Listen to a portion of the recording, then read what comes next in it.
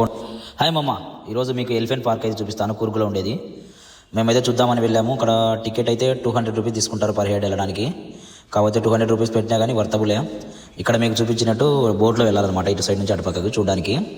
అలా బోట్లో కూర్చొని ప్రకృతి అందాలను చూస్తూ హ్యాపీగా ఎంజాయ్ చేసుకుంటూ అలా బయటికి వెళ్ళామన్నమాట.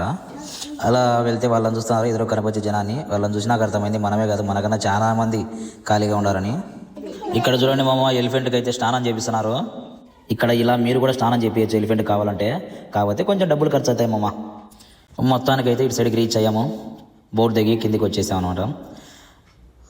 ఇక్కడ మీకు చూపించినట్టు మొత్తం ఎలిఫెంట్స్ టోటల్గా 50 ఎలిఫెంట్స్ అయితే ఉన్నాయంట ఇక్కడ. దీనికి వచ్చేసి ఒక్కో దానికి ఒక్కో విధంగా సపరేట్ ఛార్జెస్ పెట్టారనమాట. ఒకవేళ మీరు ఫీడ్ చేయాలంటే కన్నా ఫీడ్కి అయితే 50 రూపీస్ ఇవ్వాలి. ఫోటో దిగాలంటే 200 రూపీస్. అట్లా డిఫరెంట్ ఛార్జెస్ ఉన్నాయన్నమాట. అంతేకాదు ఇక్కడ మీరు ఎలిఫెంట్ పైన ఎక్కి స్వారీ చేయాలన్నా స్వారీ చేయొచ్చు. ఇక్కడ 60 ఇయర్స్ అబోవ్ ఏజ్ ఉండే ఎలిఫెంట్స్ కూడా ఉన్నాయి. మేమైతే మంచిగా ఫోటోలు తీసుకొని బాగా టైంపాస్ అయితే చేసాము. ఇక్కడికి చిన్నపిల్లలతో ఫ్యామిలీతో వచ్చి మంచి ఫండ్ జనరేట్ చేయొచ్చు. ఇక్కడ నేను చూసిన విచిత్రం ఏంటంటే వీటికి స్నానం చేయడానికి అయితే ఎగబడుతున్నారు జనాలు. అప్పుడు చూసి అనిపించింది మా ఊరికి రండి రాబాయ్, బర్రెలను గడిపిస్తాం ఫ్రీగానే. సేమ్ అలాగే బర్రెలను గడిగినట్టే ఉంది.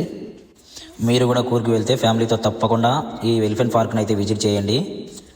ఈ పార్క్ విజిట్ చేయడానికి టైమింగ్స్ అయితే మార్నింగ్ 8 నుండి ఈవినింగ్ 4 PM వరకు ఉంటుంది. ఏ టైంలో అయినా వెళ్ళి ఎంజాయ్ చేయొచ్చండి.